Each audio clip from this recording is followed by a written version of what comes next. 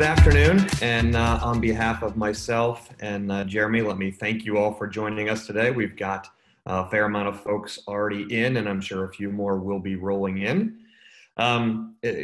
With everything going on in today's world, we appreciate you taking some time to join us today. Again, everyone in the work from home, we know you are probably have a plethora of online webinars and information sharing sessions. So again, we truly do appreciate you joining us today. We've got a good 45 minutes worth of content that we'll work through. Before we do officially jump into things, a few housekeeping items here I want to walk through for everyone. So first, at the bottom of the screen, everyone should have their Zoom dashboard. You have your Q&A area, so please do feel free to drop in any questions. We will try and address those, again, as appropriate based on where we are in the content, and we will also have a few minutes left over at the end. Again, roughly 45-minute presentation today, followed by 15 minutes of Q&A. If you do have any organizational specific questions regarding your particular environment or anything along those lines regarding penetration testing, again, we're happy to take those offline as well. Secondly, very importantly, we will be issuing CPEs to all attendees today. You should receive those roughly within about 48 hours of the webinar. Very important, in order to qualify, you do need to attend for the duration of today's session, and you do need to complete the 3 poll questions that we'll be asking throughout the presentation. Some of you may not be overly familiar with Focal Point, so I did want to just give a brief introduction. We are a leading cybersecurity services provider. We have the privilege and the honor of working with over half of the Fortune 500 and many government agencies. Our expertise and our specialties lie in the world of cyber, privacy, audit, obviously, as we're going to talk about today, penetration testing, as well as getting into the worlds of identity management and cyber workforce development. We've done this for many years, around 14, with a long legacy of engaging and working with our clients to help bring the best of those capabilities that we offer to a comprehensive solutions, again, helping our customers advance, evolve, and mature their cyber security and their privacy offerings. So as we get started here, let me make some quick formal introductions. Again, I'm your host for today and moderator. My name is Scott Maxwell. I am the Director of Business Development for Focal Point, located here in the great state of Ohio. And I have the opportunity to support and engage with all of our clients located here across the Midwest. And joining me is my cohort, Jeremy Archer. Jeremy is the Managing Director of our Cyber Defense practice. Jeremy has over 20 years of information technology and security experience. He is a Cisco Certified Network Associate, GIAC Certified Enterprise Defender, and a Certified Information Systems Security Professional. Jeremy has worked with and helped a wide range of business leaders purchase and run successful penetration tests. And of course, I'm excited, as I think we all are, to hear his thoughts during today's discussion. We feel privileged, again, to have the opportunity to speak with you today. We hope you get some insights and some information to help you strengthen as you work through your own penetration testing efforts. Again, for those maybe just joined, quick reminder, drop your questions in the Q&A session of the Zoom dashboard, and our panelists will either answer them during the event and or we will field some of them live. And so with that, let's get started. And so we are going to open up today with our first poll question. So we're just curious to know, again, what sparked your interest? Why are you joining us today? What are you hoping to get out of it?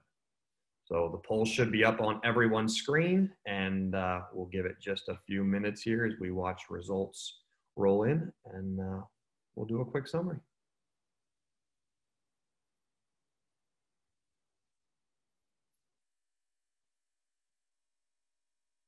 All right, that should hopefully have given everybody enough time. Jeremy, let's go ahead and close it and see what we got.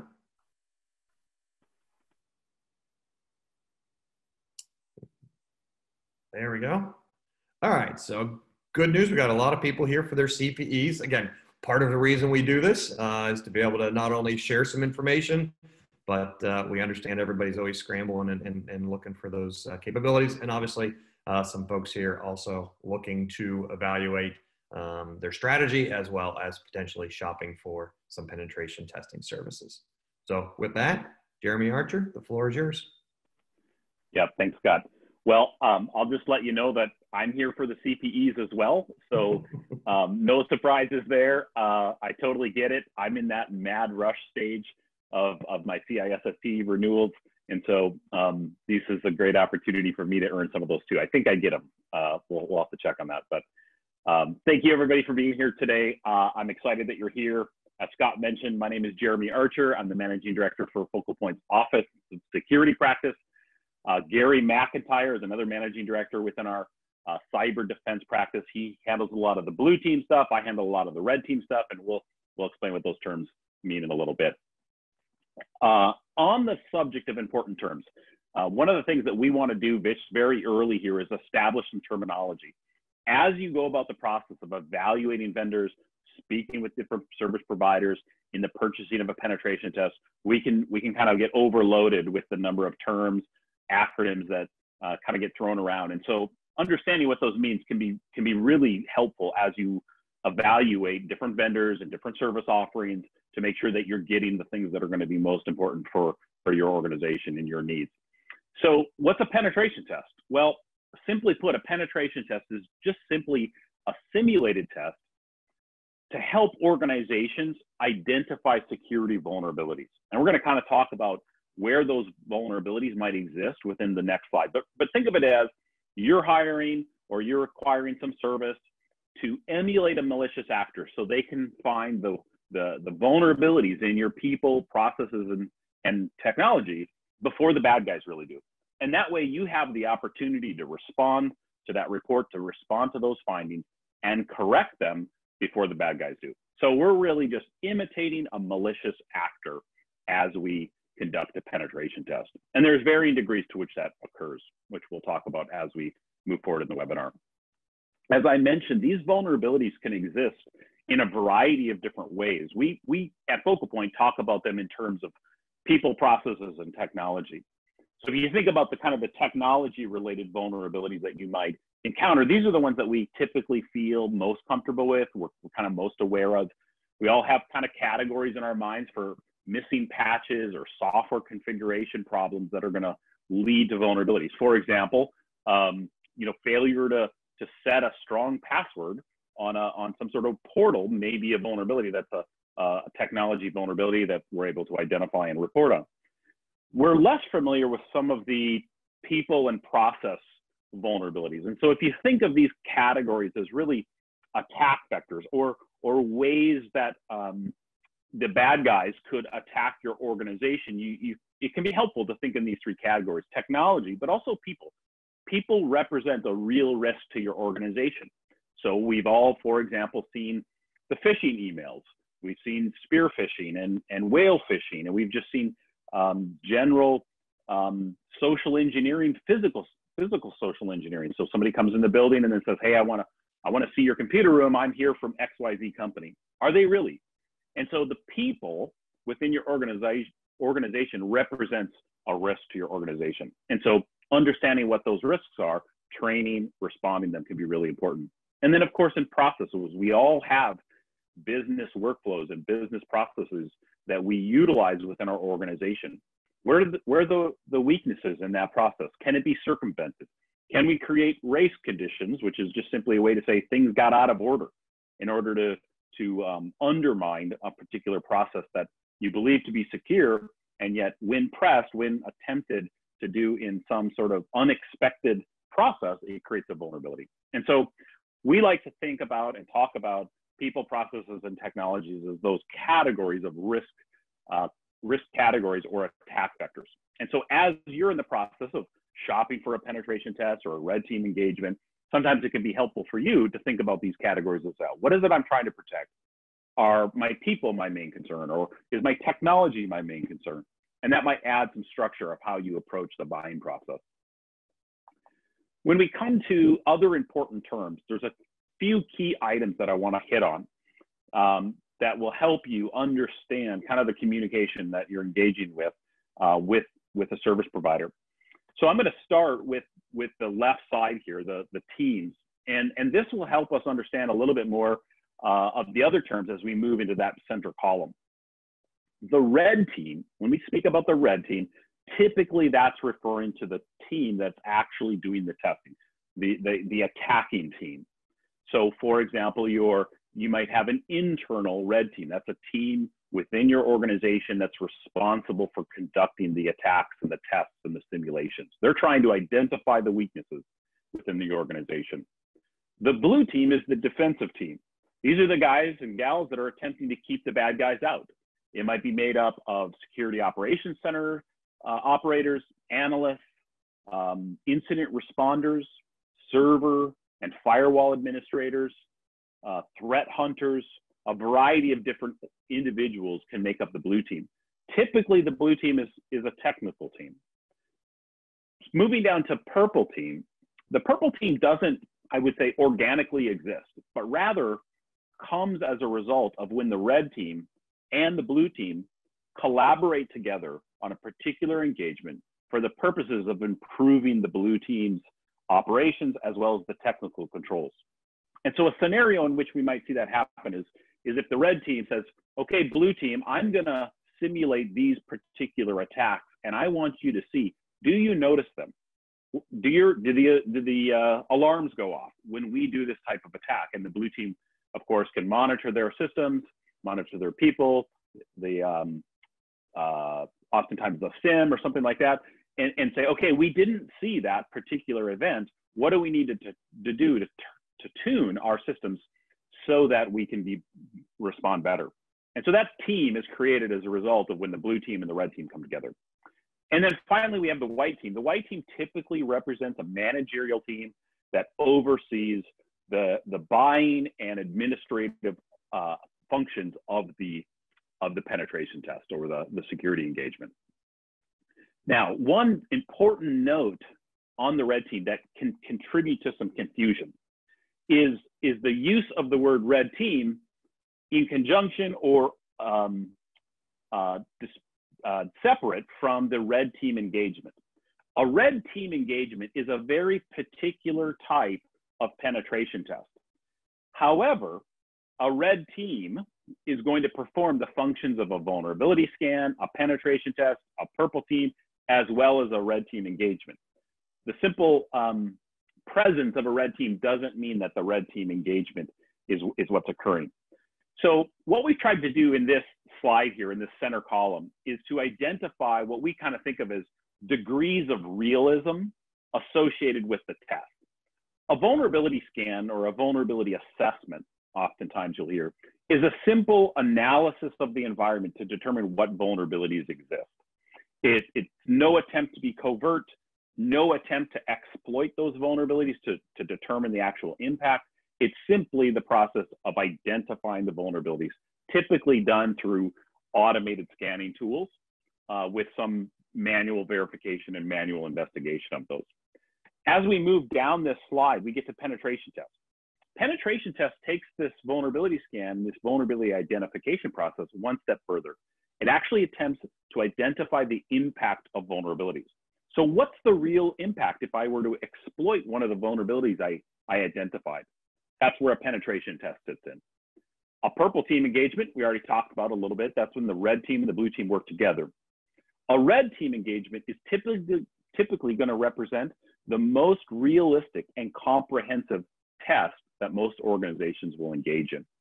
This is when the red team is going to actually attempt to emulate a malicious actor and attack your organization from a variety of different attack vectors. They may go after people, they may go after processes, they may go after technology.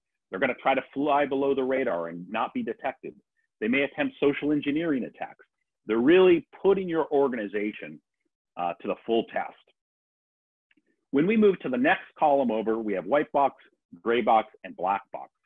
Each of these terms represents the degree of information that the testers are going to have about the target assets, the assets that are going to be tested.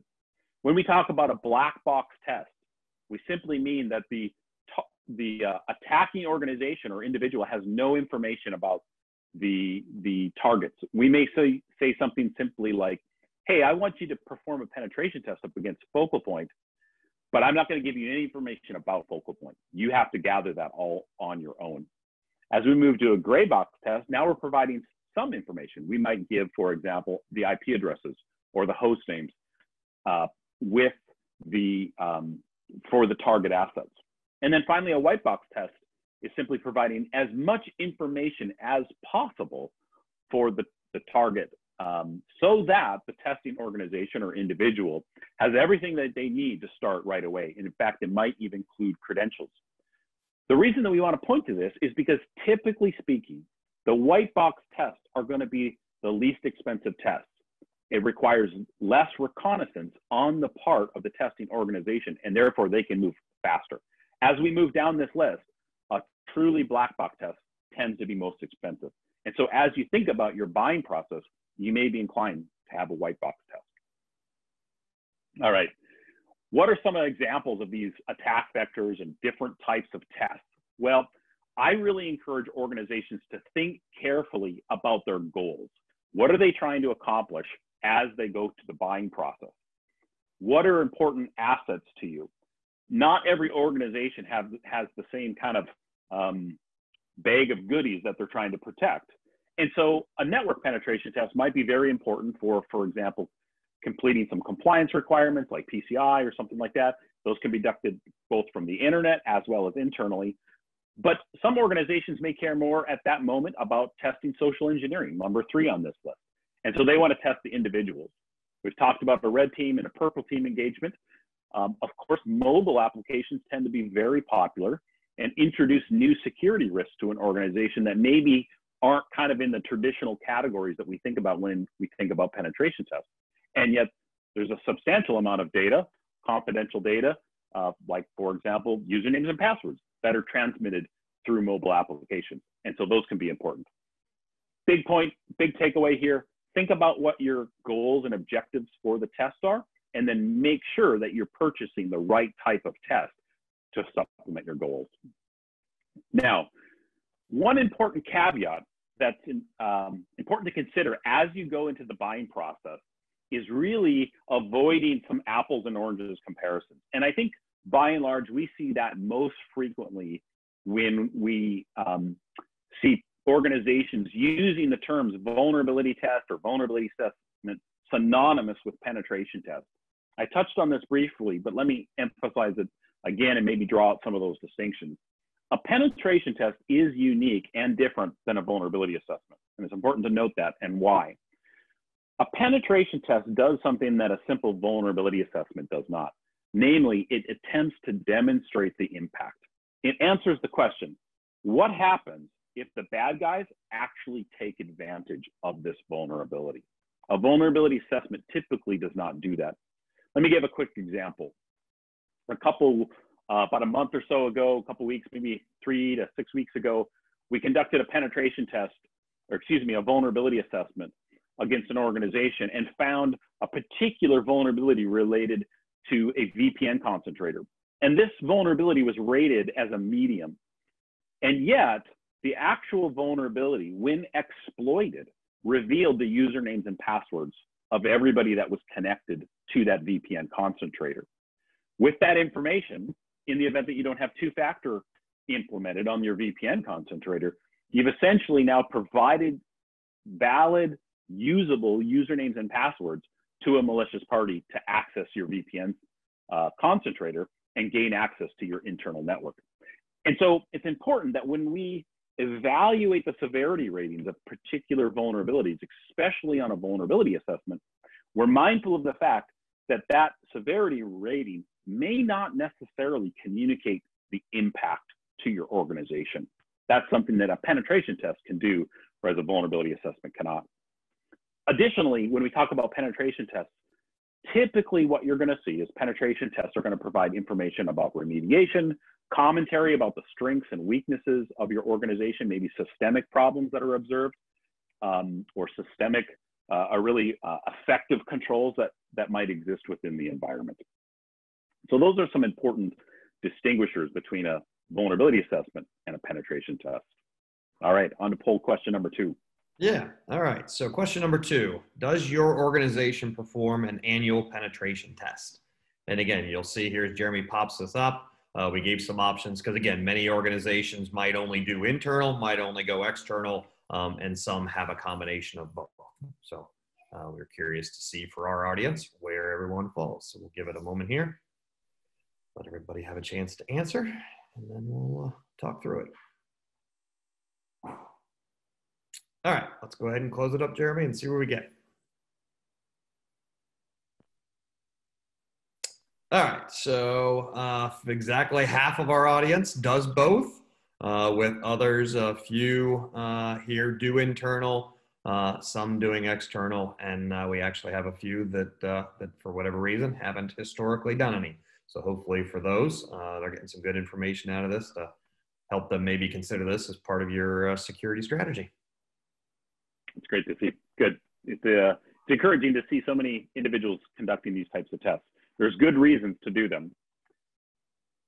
Why would we do them? Well, there's a variety of reasons that you would want to conduct a penetration test. I'm going to touch on kind of the two main ones that I think are really critical, really important. The first is more and more security frameworks and compliance bodies or regulatory bodies are requiring penetration tests. In the event that they're not specifically requiring them, oftentimes many requirements associated with those regulatory bodies, compliance frameworks, can be fulfilled through the process of conducting a penetration test. Probably a good example is PCI DSS seems to be probably the most frequent types of regulatory compliance penetration tests that we do. That's specifically called for in the PCI DSS. And then, of course, security frameworks like the NIST 853 framework can call out requirements for penetration tests. HIPAA, on the other hand, doesn't specifically require it, and yet many of the requirements associated with HIPAA can be fulfilled through the process of doing penetration tests. And so many organizations, many industries are under these regulatory and compliance bodies and requirements, and therefore oftentimes we just have a penetration test because we're forced to. And so it's the process that we all go through. Of course, an even more important reason is because it's a security best practice.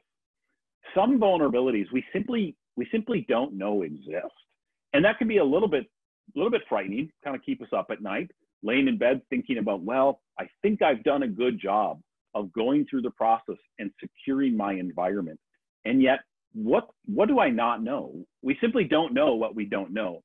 And so a vulnerability test or a penetration test, red team assessment, is really a tool in your tool bag to answer that question. What vulnerabilities exist within my people, processes, and technology that I don't know about? And what do I need to fix them? A good example would be recently we conducted a penetration test on a kiosk. And this kiosk was found, it was configured to be very secure and locked down. And in the process of that, we found that it was there was a bypass that we could utilize on that system to bypass the kiosk software and gain access to the actual operating system of the host. That that introduced a potential risk to the system, even though it was believed to have been locked down. And so really, penetration test is intended to test those controls. Are they working as intended? Are there things I don't know about? All right, on to our next poll question. All right, so in that vein, we're curious which frameworks, which regulations do those of you who joined us today have to comply and align with that might be driving your penetration testing projects? So again, see here we've listed many of the common ones out, and we'll give everybody a minute. I'll be personally curious for those of you that are familiar with one of the more emerging, again, right now heavily focused in those that deal with the federal government, but seeing more and more organizations adopt it, is the Cyber Maturity Framework, the CMMC. So, all right, let's go ahead and close the poll and see what we have. All right, so we got a pretty good smattering here. NIST, again, I don't think shocking to anyone, is leading the pack. PCI, Sarbanes-Oxley, HIPAA on the heels. We do have one dealing with the CMMC environment. So again, pretty healthy mix with again, if we probably would have taken a guess, our traditional leaders still being a predominant driver for penetration testing. Great. Yep, that's exciting to see. Helpful information. All right, so what are some of the drivers, or maybe the better question is, who are some of the drivers of a penetration test? We typically see penetration tests emerge out of a variety of different positions within an organization. And so you may, for example, be an internal audit, or maybe you're a product manager for a website, something like that. And so when you think about the question of what are the important assets or systems or people, processes to my organization, and then you think about the second question, which is, where are there potential risks to my organization? That the answers to those questions tend to span a lot of different people and a lot of different departments within an organization. So obviously, audit has kind of a vested interest in the technology security of an organization. We see lots of these. So if you're in audit, you may want to think about, hey, is this something that I should be thinking about? Do I need to be a driver for this within my organization to have penetration testing done? Obviously, information technology and security tends to be kind of some of the main driving organizations or departments for penetration tests.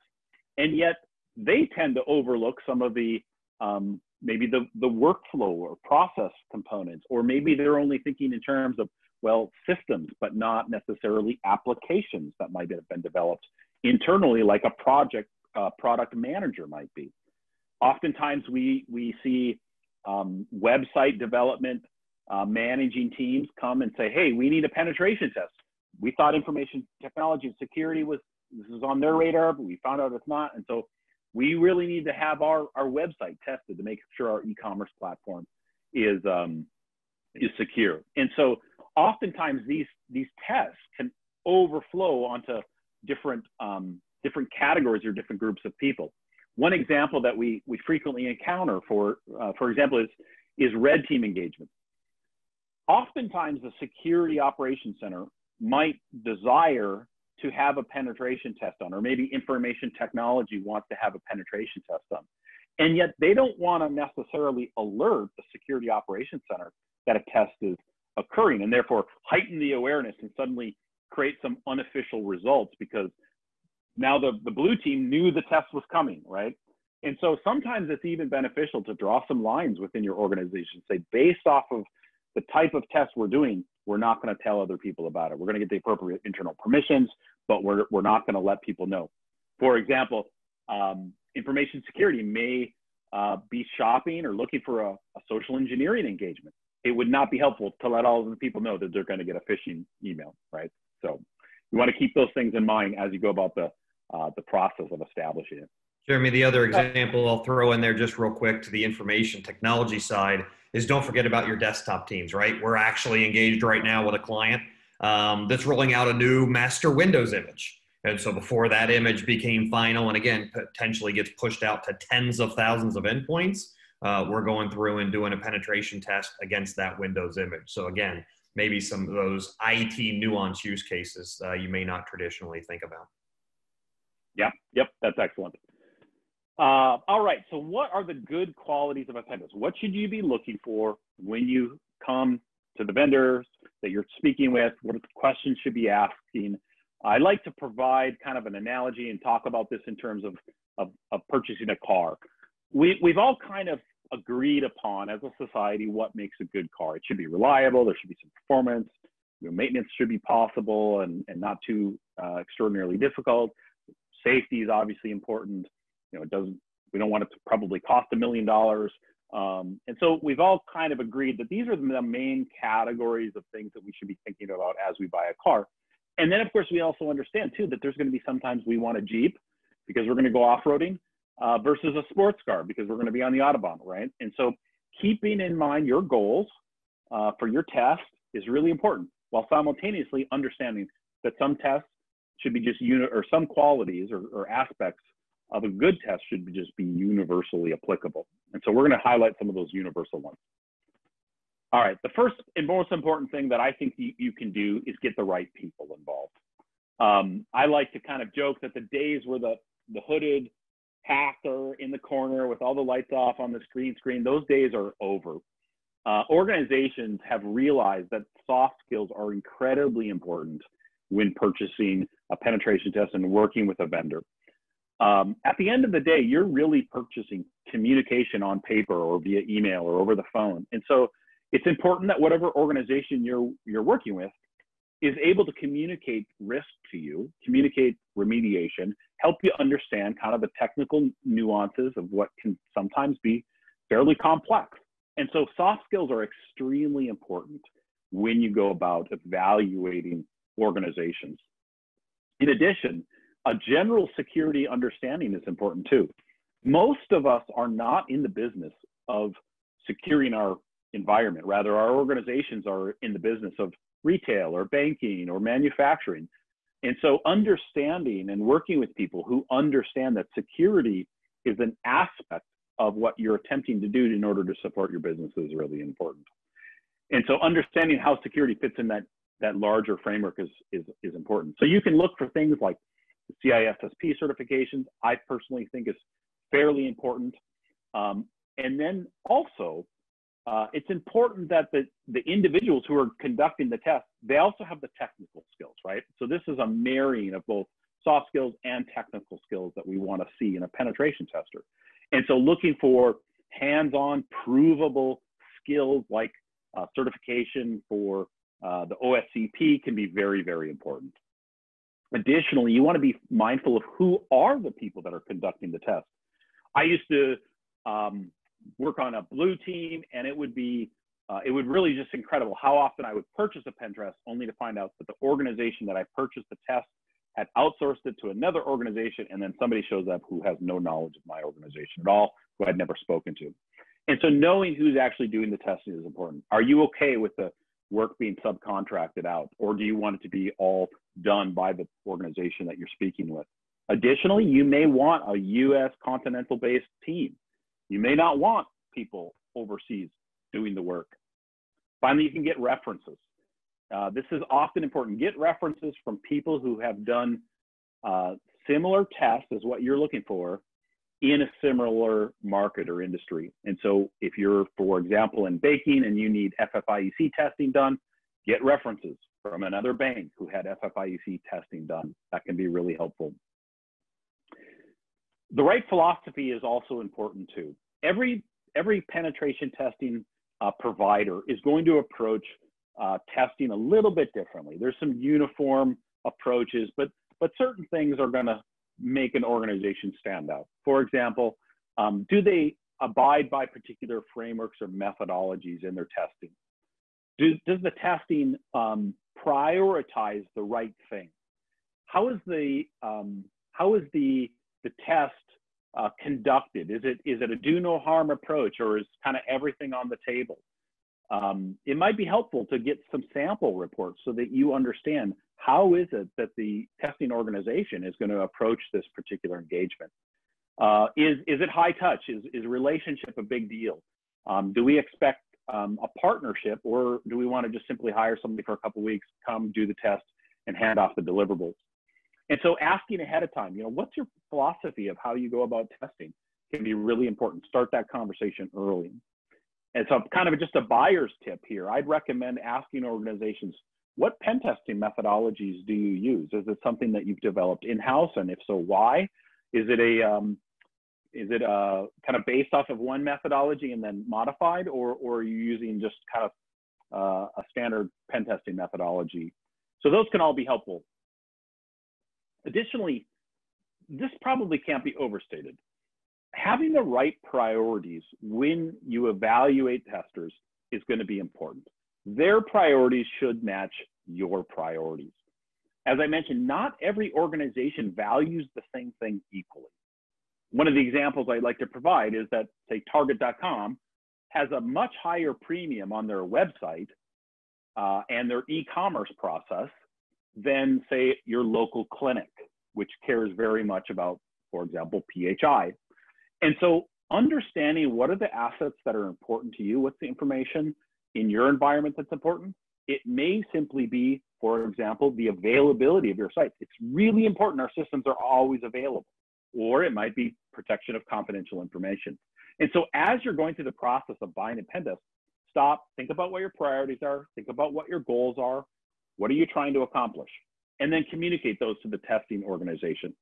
It makes very little sense for a tester to spend half of his time on a system that is of really no value, and then the other half of his time on a system that is extremely high value. So it's kind of just a buyer's tip here. White carding may be helpful as you go about the process of testing. So what's white carding? White carding refers to the process of giving additional permissions, whether it be a place on the network or credentials or whitelisted firewall rules, things like that. Giving the testing organization an advantage in the testing so that they can more readily find vulnerabilities. One of the examples I frequently give is if you have a website that's protected with a web application firewall, a WAF, that system may mask vulnerabilities that would eventually be found. And so leaving that system in place would potentially extend the length of time that the test is going to take while masking an issue. So it may be advantageous to just turn that off, ask the testers, we've turned off the web application firewall. We want you to have access to test it so that you can more readily identify vulnerabilities faster, and that should drive down the cost of your test as well. The right scope is also important. Again, back to the question of goals. What am I trying to accomplish? It would be really unfortunate for us to establish a scope for a penetration test that doesn't include those assets that are most important to us. In addition, be cautious about scoping your engagement simply to fulfill a compliance requirement. So to get that pass checkbox, right? We think often that isolation tends to be more effective than it actually is. I like to use the analogy of buckets versus chains. Most organizations tend to think as their organizations as kind of buckets. We have a silo over here, and we have a bucket over here, and we have a bucket over here, and never shall these buckets meet. But in reality, organizations are really more like chains. And so the compromise of a single link in that chain often can lead to the compromise of the other links in the chain. And so think about that as you're approaching your test and as you go about the process of scoping it. In addition to scope, the type of test is also important. Think about, again, what are those goals? Am I attempting to identify vulnerabilities within my people, my processes, or my technology? And am I buying the right test for what I'm trying to actually protect? And then finally, the right deliverables is critical. If at the end of the day, you're really purchasing communication on paper, that final report is what you need ultimately to either secure your environment better, to fulfill your compliance requirements, or to satisfy maybe a third party who's asking for evidence of a penetration test. And so having the right deliverables is critical. They should be really clear, right? So some of the information that's communicated in a penetration test can be fairly complex. So it should be understandable by a wide variety of audiences. So for example, executive level, as well as the technical individuals who are going to be responsible for fixing the discovered issues. Also, it should be actionable. You should be able to do something with it. You don't want to take the test, receive it, look at it, and throw it into a bin. That doesn't help you. You have to be able to respond to it. And so it should be actionable. Just as a buyer's tip here again, ask for samples, specifically samples for the type of test you're requesting, for the type of industry that you're associated with, or maybe the type of regulatory compliance requirement you're attempting to fulfill. All right. So very quickly, what can you do to facilitate a good test? There's a variety of things here that you should be thinking about as you're going to your vendors and asking for penetration testing services. So I'm going to hit on a few of these. I won't probably talk through all of them. I want to make sure we have time to answer questions as well. The first thing you should do is establish an NDA and MSA. You don't know where your data is going, and that can be concerning. The last thing that you want to do is introduce a new vulnerability to your organization by failing to secure your data through an NDA. Oftentimes, penetration testers have access to very sensitive data as a result of just the nature of the work that's being conducted. And so make sure that you secure and protect your organization through an NDA. An MSA is going to establish what are the the approaches and terms and the agreements that these two organizations are going to be involved in over the course of the work or the relationship. And so a good practice is also to have an MSA established. Secondly, understand your data. Where is it going? It's appropriate to ask, who's doing the testing? Where are they located? Have they been background checked? Is it going to be outsourced? What happens after the test is completed? Is my data going to sit on some accessible server within your organization for the next 10 years? Also, I would recommend a structured buying approach. Early in their webinar, we talked about apples and oranges and making sure that as you go through the process of vetting out different pen testing organizations, you're making sure you're comparing the same thing. And so having a structured buying approach can be really helpful. Outline your requirements, the number of addresses, the systems involved, what are your specific expectations for deliverables, timelines, things like that. Can level the playing field to make sure that you're getting a fair price and a quality product. Obviously, we've talked lots about communication. I won't rehash all of that, but definitely want to make sure that the systems that you want tested are available. That sounds a little bit humorous because we would think, well, why wouldn't they be available? And yet it's very common for organizations to fail to account for things like maintenance windows or development life cycles. And so as you're going through the process of evaluating vendors, talking about timelines and deadlines, ask the parties responsible for those systems, hey, are these systems going to be up and usable at this time so that they can test it? Or if it's in development, can we be sure that the development life cycle is complete? What shouldn't you do? We've talked about underscoping your system. Think about the bucket and chains analogy. Make sure that you have the right systems in scope. That doesn't necessarily mean that you have to test everything at one time. However, it may be beneficial from an economy of scales perspective. It often is less expensive to have one test that encompasses everything versus 20 tests throughout the course of the year. So there's just some administrative economy of scales components there that should drive that total cost down overall. And then, of course, that will prevent you from missing important things. Don't fail to consider the impact. Most organizations will take a do no harm approach. And yet, it's important to think about when the testing is incurred and on what systems. If you're responsible for a benefits plan, it may not be a good time in December or January or November or December to have your open enrollment system tested. Maybe you want to wait until the beginning of the year. Don't just try to tick the boxes to complete your compliance. I understand the compelling reason to do that and the drive for that, and yet ultimately that's going to be a disservice. Don't take a one and done approach. Organizations change over time as well as their technology. And so new vulnerabilities can often be introduced to the organization as your technology changes, as new servers are installed, new applications are installed. And so testing really should be a regular practice. And then most importantly, don't fail to remediate. The testing process is really only as valuable as your response to it.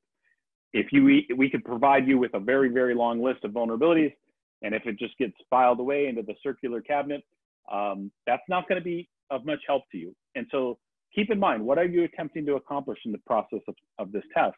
And really that's to make your environment more secure. And so be sure to remediate. Upon remediation, make sure that you check to see if things were actually fixed. So don't fail to retest. It's very, very common for organizations to believe that they have fixed an issue only to re-engage the penetration testing practice. Say, hey, can you validate that this was actually fixed? Only for us to find that it wasn't actually fixed at all. All right, so now what? In light of all of that, what do you do next? Where do you go?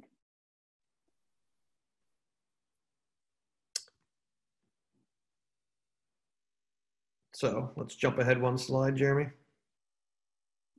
There you go. Thank you. So yeah, for us, it really is kind of a three-prong approach. So first of all, as we've talked about, first and foremost, you have to test. So whether that's because you're under those regulatory compliance we talked about, whether it's more from an industry best practice. And again, some here have indicated that they haven't. We would strongly encourage everybody to test. It is well known and well understood that just about every organization has a plethora of tools, right? You've got your email, your firewalls, your web gateways, your proxies, et cetera. Go through and test. Yes, you might have defense in depth, but to understand where those vulnerabilities are, the risk associated with them, the impact of that, how can they be exploited? So first and foremost is you've got to take that first step and test. From there, again, we touched on this is where you bring in your blue team. Now it's time to tune, to go back and ensure through your blue team and through your processes that one, as Jeremy just touched on, you're remediating and you're fixing those gaps, those risks, those vulnerabilities that were found, but also ensure that you take that as an opportunity to tune and to improve the people, the process, and the technologies from your blue team, from your security operations center, your incident response teams. Allow them to use this as an opportunity for them to get better as well. Tune their plays, tune their methodologies. And then as an extension of that, this is also a good opportunity to train. Let's look at understand how through this testing and through the tuning, where from the people side, where do we maybe have weaknesses? Maybe my SOC team, we determined through the test, is really strong in the network aspects of incident response, but maybe they've got some weaknesses from an endpoint perspective. So let's go through, let's assess, and then let's build out a workforce development plan to help train and uplift the skills and the capabilities as part of that tuning process for your security operations center, your incident response handlers. So again, test, tune, train, and as always, that's a cyclical cycle. Yep. Good. It looks like wrap up here first with our, I think we have our last poll. Yep, I'm gonna, Scott, I'm gonna jump in and answer Randy's question here. Okay, good. I was gonna do the poll and then hit Q&A, but that works. Oh, great. Now. Okay, good. Okay, well, Randy asked, are there specific tools that you want your pen tester to be using? That is a great question. There are a variety of tools. Some of the most popular ones are things like Qualys or Nessus, and I would put those things under what I would call automated vulnerability scanning. That is not going to necessarily be the kind of the end all be all. That might be helpful for getting a vulnerability assessment or a vulnerability scan done, and yet it's not truly kind of penetration testing. And yet some sort of automated vulnerability discovery tool can be really, really helpful. Secondly, a lot of manual testing, penetration testing is going to be important as well. And so there's a variety of tools associated with that. Some of the more common ones are Burp Suite Pro for testing web applications, Metasploit, Bloodhound, PowerShell Empire. In fact, I'll see if I can get a link to some tools that our team uses. I think there's probably about 30 of them or so that can be really important. So definitely having that list can be really valuable as you evaluate different vendors to say, hey, what kind of tools do you use? If they say, well, we use Nessus, and that's where it stops, that's probably a red flag. That's going to get you part of the way there, but it's certainly not going to be extensive enough in order to provide a quality test. In addition, it's helpful to ask about in-house tools, tools that were developed by the pen test organization itself. My team uses tools that we developed internally that we use to conduct tests. And so understanding what those tools are, their purpose, how they work can be really helpful question to ask prospective vendors as well. I hope that answers your question, Randy. So Jeremy, I do have a few more that have come in while we're on that. What percentage of the tests that you perform are white box versus black box? Yeah, great question. I would say most of the tests that we perform are something like gray box tests. On occasion, we do black box tests. However, due to the nature of the test, they tend to be more expensive.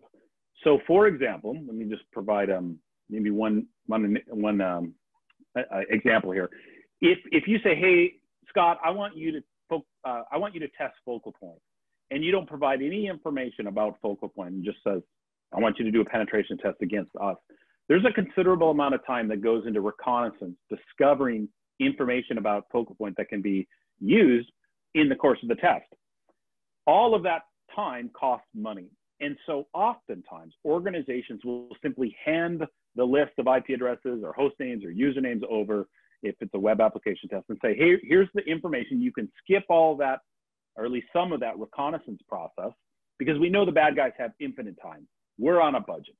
And so it tends to be less costly to do a white box test, or at least something like a gray box test. So most of the time, that's what I encourage our clients to use. On occasion, we do black box testing, as most organizations would. Okay. And then we got another question that came in here from Sunil. Again, the downside of automated tools is the old nasty false positive. His question is, how do we assess the false positive report from the scanner? That is a great question. Scanners are not perfect. In fact, they introduce really a variety of pretty significant potential negatives or downfalls. One of them is simply the inability for the scanner to properly identify the issue. That can be reduced. One of the most, I would say one of the easiest ways to reduce the likelihood of false positives is by running authenticated scans versus unauthenticated scans. That is not an inconsequential task. It tends to be fairly cumbersome in not only getting the credentials, but it also potentially introduces some additional security risks that you're going to want to be mindful. There's really not a lot of, not a better way to do it than simply manual evaluation of those, as well as a healthy dose of experience. As organizations become more familiar with automated scanners, they tend to be a little bit more effective at finding vulnerabilities that scanners pick up on that are frequently false positives, and can then really prioritize what are the ones that I need to manually validate versus confidence level that's very high that the scanner is going to typically find that not going to be a false positive. So not a great way to do it other than just some experience and a little work. Excellent. So another question came in from Casey. What is the best practice on steps that should be taken when a significant risk or finding is found during a test? Awesome question. That is fantastic. Typically, as you're engaging the vendor, discuss with them that question. What are you going to do in the event that you find a significant risk to our organization? I would recommend that the right answer is, we're going to bring it to your attention immediately. Focal Point's policy is that if we encounter a vulnerability like that, we create an interim report that's delivered to the client within 24 hours and notify them of it fairly quickly. It would be unfortunate for a test to run the course of several weeks only for that vulnerability to have existed for the entire duration of the test and the client not to be notified.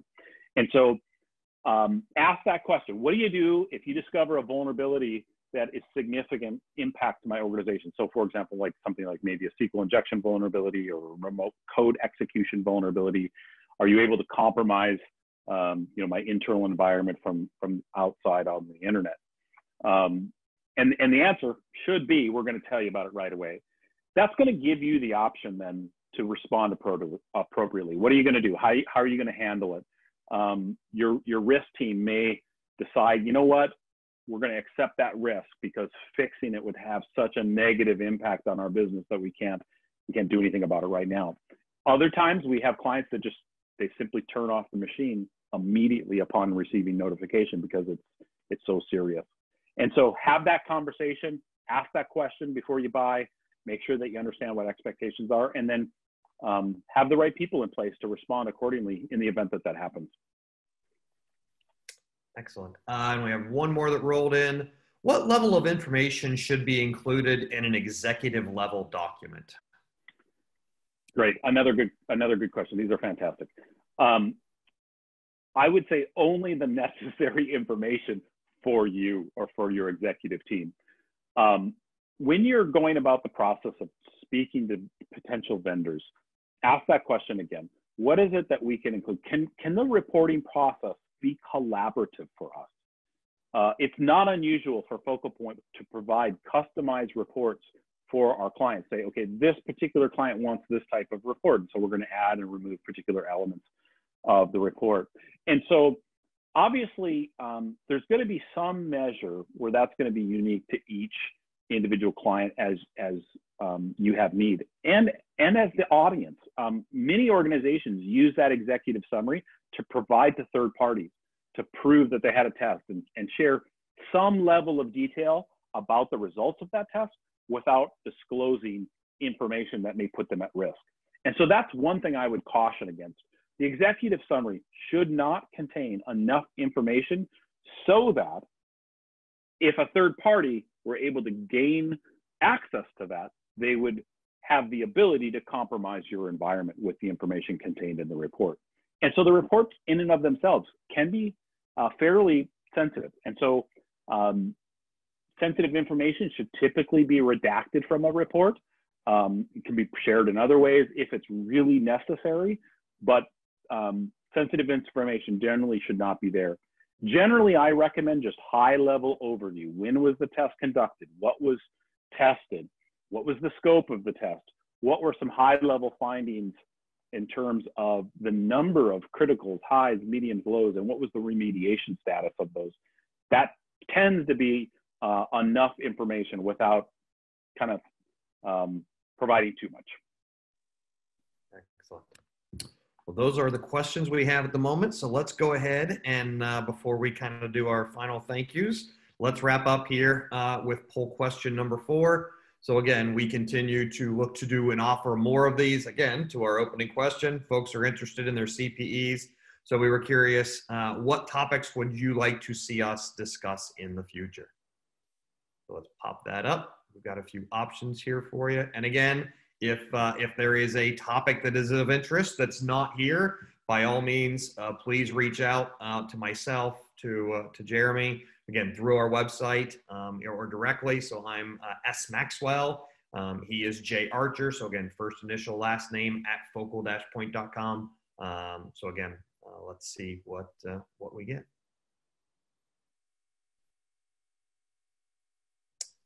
All right, so a little over half wants to do some focus and deeper dive into attack methods, and then followed up by a pretty even split between pen testing methodologies and a discussion around some of the pen testing tools. So definitely seems like we might be able to do a follow-on here and incorporate those into to our next webinar.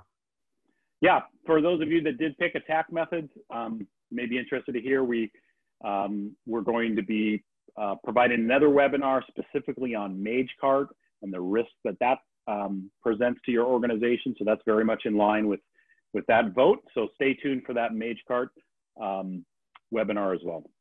Perfect. Well, we are almost on the nose, so well done, Jeremy.